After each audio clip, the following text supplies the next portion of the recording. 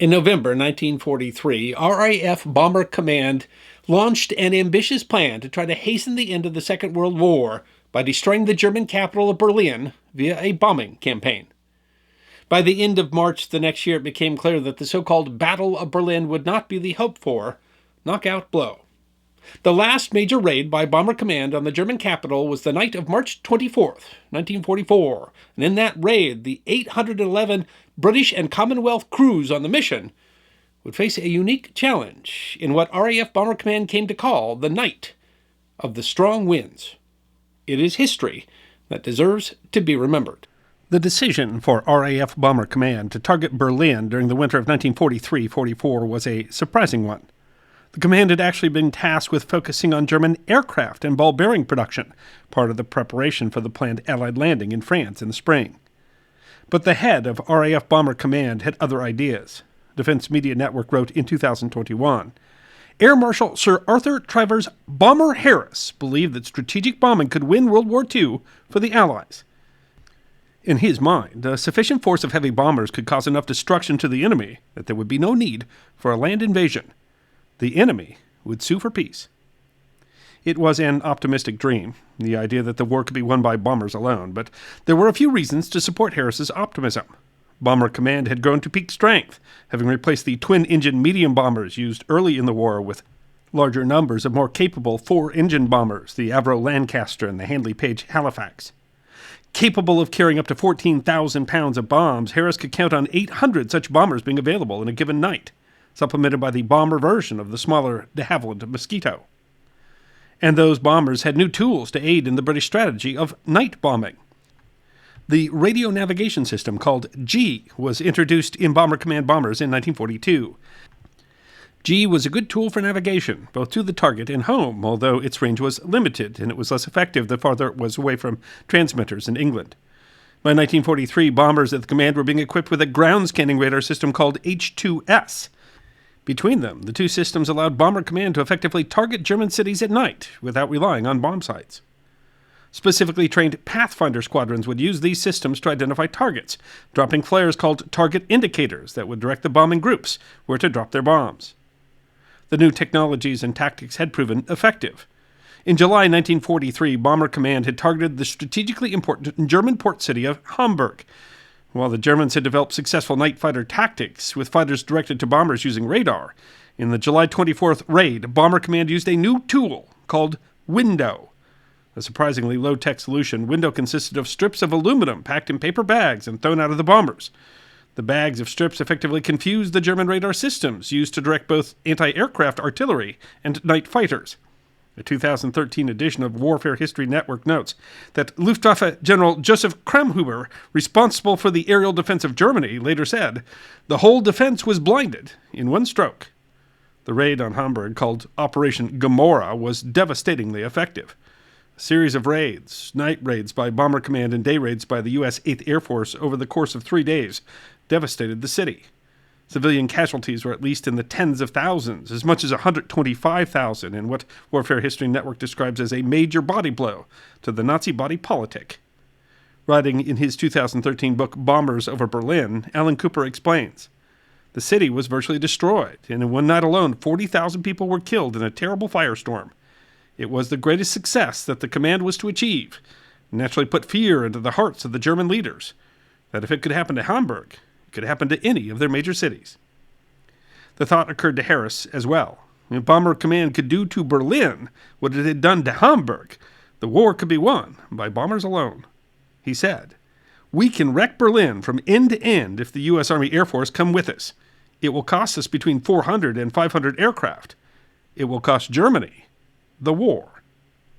Had a powerful ally in this belief. In his 1988 book, The Berlin Raids, RAF Bomber Command Winter 1943-44, author Martin Middlebrook notes that British Prime Minister Winston Churchill agreed. The Public Record Office has a file of correspondence between Churchill and the Air Ministry, urging attacks on Berlin first in 1942 and early 1943 to help impress the Russians, and more recently to follow up the Hamburg success as quickly as possible. Middlebrook writes, it was no secret. Everyone knew, even the Germans.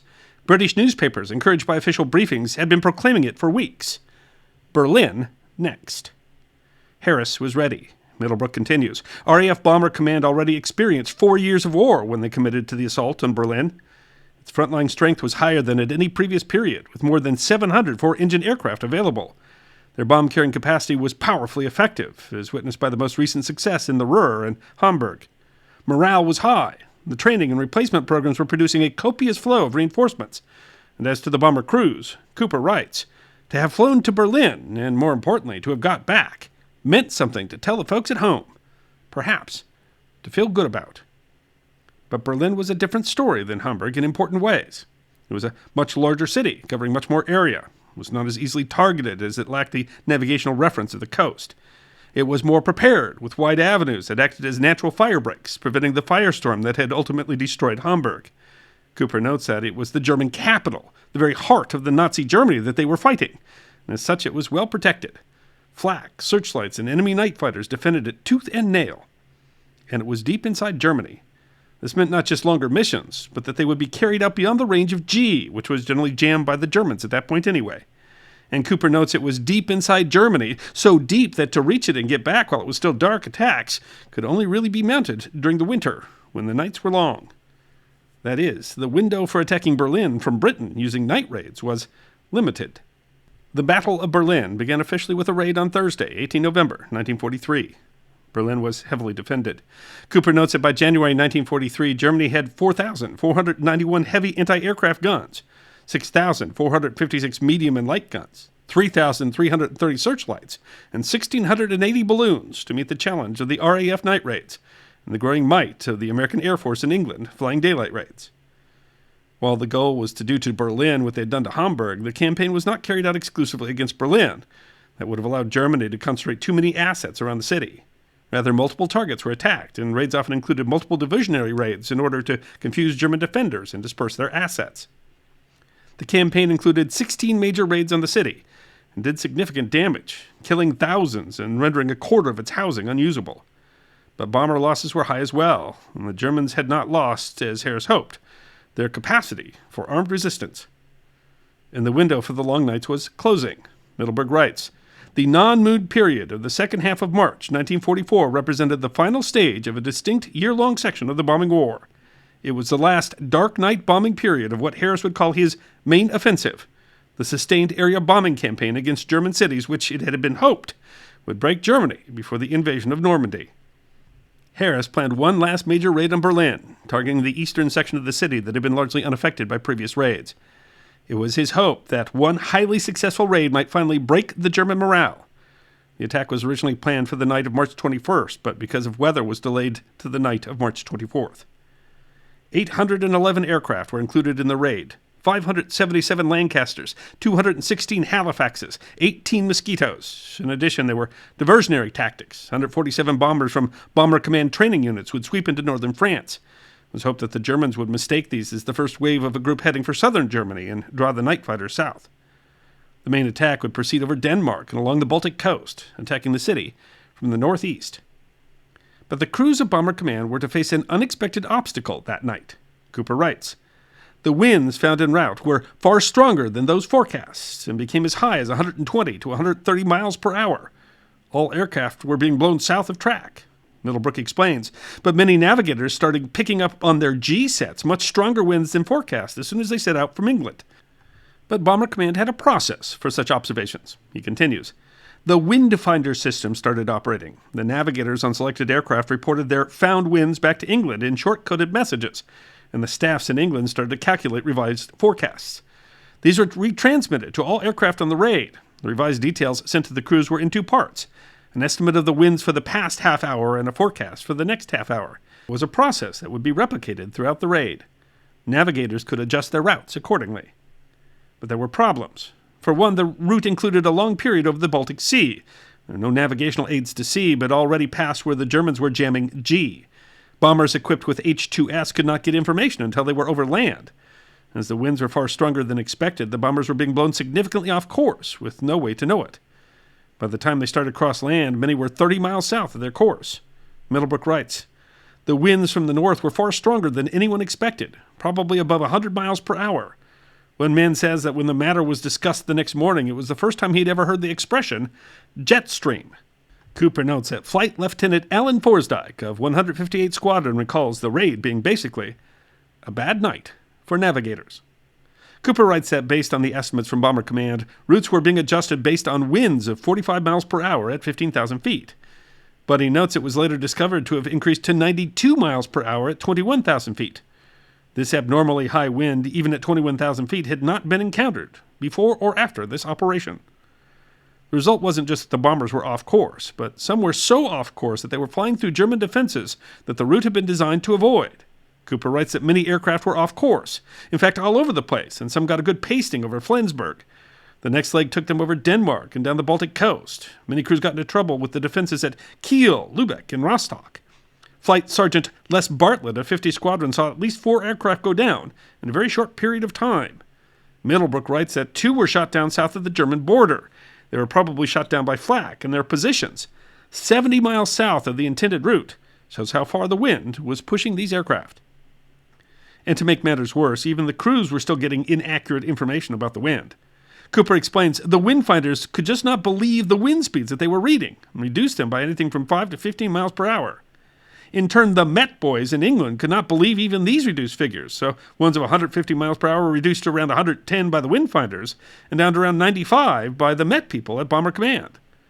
The estimated true winds coming from the north and the use of the slower wind estimates then calculated the courses to fly, causing the aircraft to drift more and more to the south, off track and into the flak defenses of towns they should not have flown near. Middlebrook writes that the navigators were in trouble. Even the more experienced ones were beset by doubts over their ability. All considered how reliable their calculations were in finding wind strengths far in excess of anything that they had ever experienced. Flight Lieutenant O.V. Brooks of 15 Squadron wrote, "I recall a furious argument with my navigator. He gave me a wind of 130 miles per hour, and I told him that he was a bloody fool. You don't get winds like that in this part of the world." But he was dead right, and to this day, he never stops reminding me of it. The bombers were now coming across the mainland in disarray.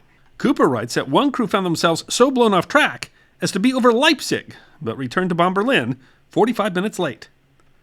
The disarray was costly. Middlebrook writes that because of the wind problem, there was no stream, only a great gaggle of more than 700 aircraft. The majority of ordinary navigators received an estimate of wind strength which was much lower than the actual strength of the wind being encountered. The effect of all this was that the bomber stream arrived at the Danish coast well scattered, and was then given further inaccurate wind forecasts.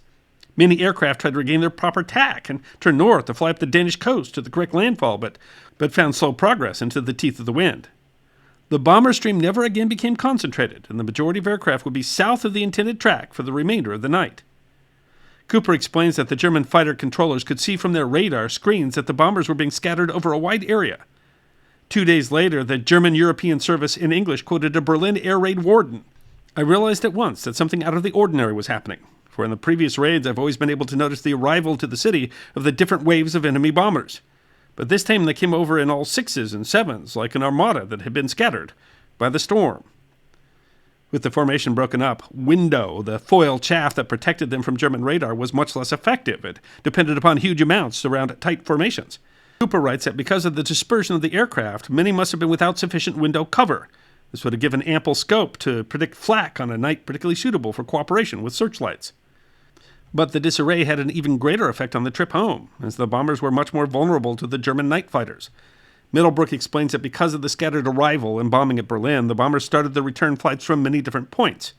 Fighters didn't have to find a compact, narrow stream of aircraft, 5 miles wide and 70 miles long, a small target in the vast night sky, but found the bombers spread out by the wind. The front was more than 50 miles, with a length of up to 150 miles. The German fighters found these conditions most suitable, and the carnage began. The night fighter force was up and waiting south of Berlin to catch the bombers as they emerged from the target area. 19 bombers were shot down on the first 60 miles of the return route. There was no part of the route from Berlin to the coast where fighter attacks were not taking place. And the wind continued to be a problem. When Sergeant Erich Michael of 115 Squadron's Lancaster was hit, the pilot tried to get across the Baltic Sea to neutral Sweden, but the plane lost altitude and the pilot decided to ditch in the sea. Figuring the wind would mean the sea would be too choppy, Michael decided instead to use his parachute. "I said that I was going to bail out in preference to ditching. They're both equally hopeless cases. I left the aircraft at 900 feet and landed shortly afterwards in a field. The wind was so strong that it was dragged a long way by the parachute, bouncing from frozen furrow to furrow as it was recently plowed field. I was the only survivor. Middlebrook notes that one pilot and navigator bailed out of a burning Lancaster over Berlin. Because of the high winds, they landed about 30 miles south of the city. Because of the sheer number of bombers involved, Middlebrook argues that the raid still did moderate damage despite the disarray, but it came at a heavy loss, although not the heaviest of the campaign, which had occurred in a raid the week before over Leipzig. In all, 72 bombers were lost on the raid, 44 Lancasters and 28 Halifax bombers. The loss rate for the heavy bombers was 9.1%. It was well in excess of what Bomber Command determined would be sustainable. At that rate, Bomber Command would run out of bombers before Germany would surrender. One of the most peculiar stories of the raid was that of Sergeant William H. Brunel, a mid-gunner on a Lancaster that was hit by flak over Berlin. When the pilot gave the order to the crew to bail out of the burning plane, Brunel was struck on the head by a shell from an attacking German fighter and knocked unconscious. He woke up in the burning wreck. The plane had crashed into the forest, but he had somehow survived the crash with only bruises and the cut on his head from the German shell. The rest of his crew did not survive. Brunel spent the rest of the war in a POW camp. Cooper argues that the night of the strong winds was really a battle against the elements, and the elements won. And while the campaign undoubtedly affected the war, diverting resources and reducing production, albeit at a high cost for both Bomber Command and German civilians, Middlebrook argues that the last Bomber Command raid on Berlin and an even more disastrous raid a week later against Nuremberg marked an end to the long winter period known as the Battle of Berlin and the even longer period that Harris called his main offensive, and to the hope that Germany could be crushed by bombers alone. The bomber dream had ended. I hope you enjoyed this episode of The History Guy. Check out our community on thehistoryguyguild.locals.com, our webpage at thehistoryguy.com, and our merchandise at teespring.com, or book a special message from The History Guy on Cameo. And if you'd like more episodes on Forgotten History, all you have to do is subscribe.